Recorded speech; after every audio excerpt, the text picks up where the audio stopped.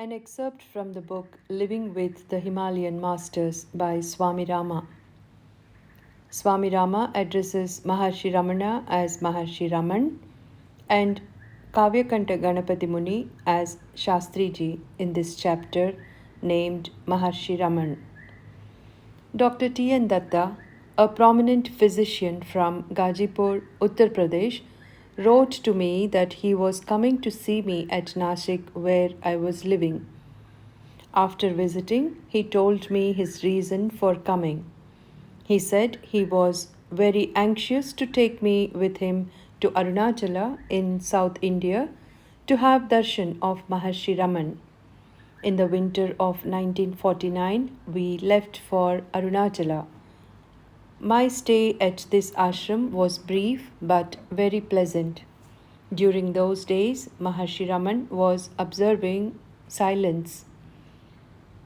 There were several foreign students staying in the ashram. Shastriji, one of his prominent disciples, would give discourses and Maharshi Raman would sit quietly. There was one thing that I found in his presence which was very rare and which I seldom found elsewhere. For those whose hearts were open to that voice of silence which was perennially radiating in the ashram, just sitting near him was enough to answer any question arising from within. It is true that to be in the presence of a great man is the same as experiencing Savikalpa Samadhi or Samadhi with a form. Maharshi Raman did not have a physical guru. According to Sarvepalli Radhakrishnan, he is the greatest and holiest man born on the soil of India within 100 years period. A glance of such a great man purifies the way of the soul. According to Maharshi Raman, contemplating on the single query, "Who am I?" can lead the aspirant to the state of self-realization. Though this method of contemplation is the foundation stone of the philosophies of both the East and the West, it was revived again by Maharshi Raman. The entire Vedanta philosophy was brought into practice by the Maharshi. He put the Iliad in a nutshell. By knowing oneself, one knows the self of all. The very simple, profound method of self-inquiry is accepted by both Easterners and Westerners.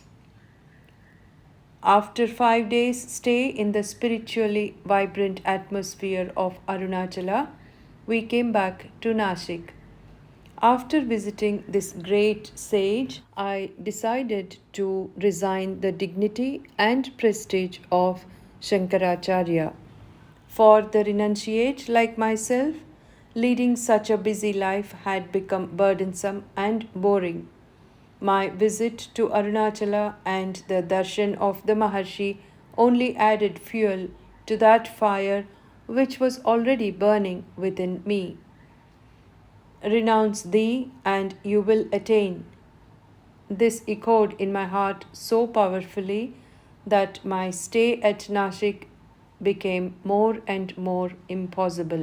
It was not easy for me to run away, abruptly leaving all the responsibilities, but one day the courage came to me and I left Nashik for my Himalayan home. I have a firm conviction that no one can be enlightened by anyone else, but sages inspire and give inner strength, without which self-enlightenment is impossible. In today's world, human beings do not have any example to follow. There is no one to inspire them, and that is why enlightenment seems to be so difficult. Great sages are the source of inspiration and enlightenment.